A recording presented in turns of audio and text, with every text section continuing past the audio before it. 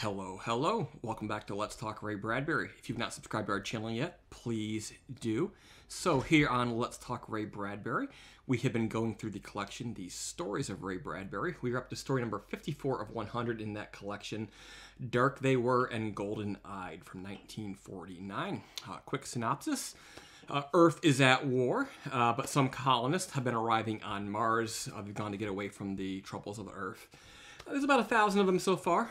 Among them are the Bittering family, Harry, Cora, Dan, Laura, and David. Stepping off the rocket, almost immediately, the father, Harry, regrets coming. Something feels strange to him. He wants to go home, but the others want to stay. Not long after, they get word from Earth that the war has gone nuclear, and there's basically, there's no way of getting home because there's no rockets there, and nobody's going to be coming for a long, long time, if ever. While the rest of the family settles in, Harry becomes increasingly uncomfortable and restless. He begins to notice strange changes for example, the plants they brought from Earth and they planted in their garden are changing in ways that he can't quite describe. He believes it has something to do with the Martian soil. He also notices people's eyes beginning to turn golden and their skin a little bit darker. And his kids inexplicably start knowing old Martian words and decide they even want to change their names to old Martian names. In jest, one of the colonists gives Harry access to his metal shop and all its materials and says, yeah, you want to go home so badly, build yourself a rocket. You might get it done in 30 years or so. Harry, he does this. He begins working on his rocket. Meanwhile, refusing to eat any of the food grown on Mars, he basically digs into their stockpile of frozen Earth foods until that runs out. And, it seems like everybody's beginning to forget Earth. Eventually, all the colonists decide that they're going to move away from their human-built towns and go and reoccupy the old Martian cities. And finally, Harry himself forgets about his rocket and forgets about going home, and he joins them in the mountains.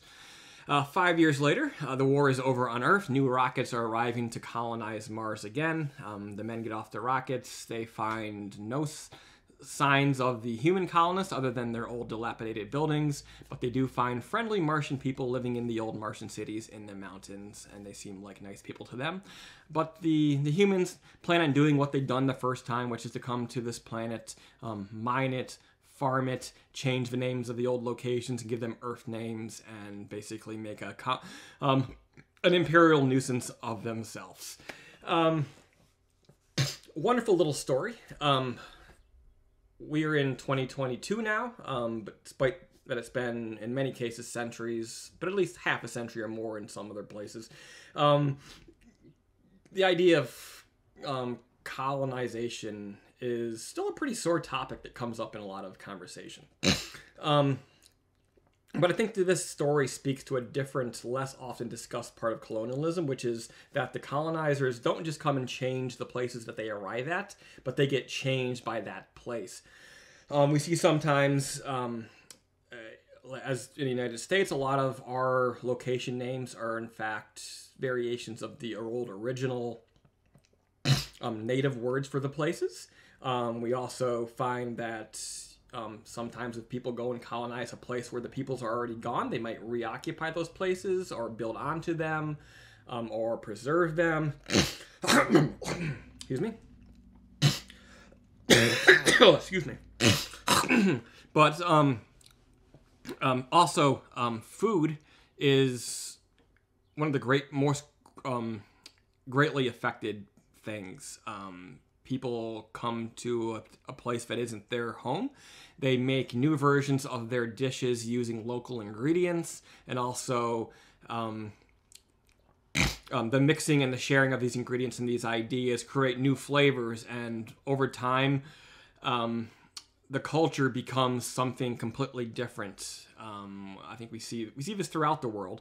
Places, especially places that have had multiple invaders over the years and colonizers and immigrants. And, yes, there is a there's a dark side to all of that, but it's also really interesting, and we don't think about this when we're complaining about, the old colonial powers and the oppressors, but, you know, over time, the people who grow up in these places become like that place. They develop a new culture that is a synthesis of all the things, and even in the case of, like, the United States here, everybody loves to remind us that we came and displaced native peoples, but are we that much like the people in the countries that our ancestors came from? No, we have changed as well. So human culture is constantly in flux, and I think this story being set on Mars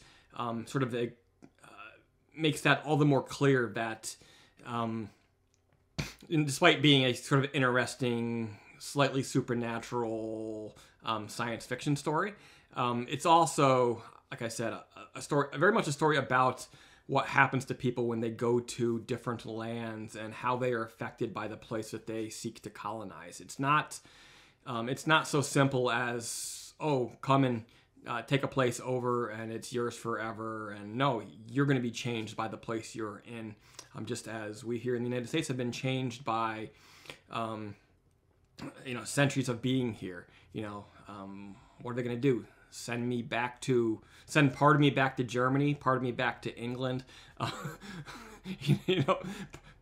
send my arm to the location of where one of my ancestors was from, even before my ancestors got to the United States, there were already a hodgepodge of European cultures. So it really adds complexity to this idea that anybody owns any place.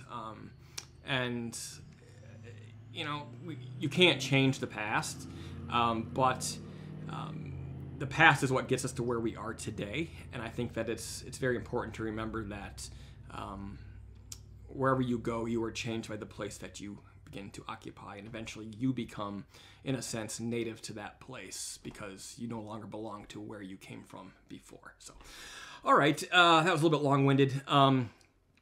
Dark They Were and Golden-Eyed from 1949. Next time we will be back with The Strawberry Window from 1954. Be sure to tune in and check out and see what that is all about here on Let's Talk. See you later.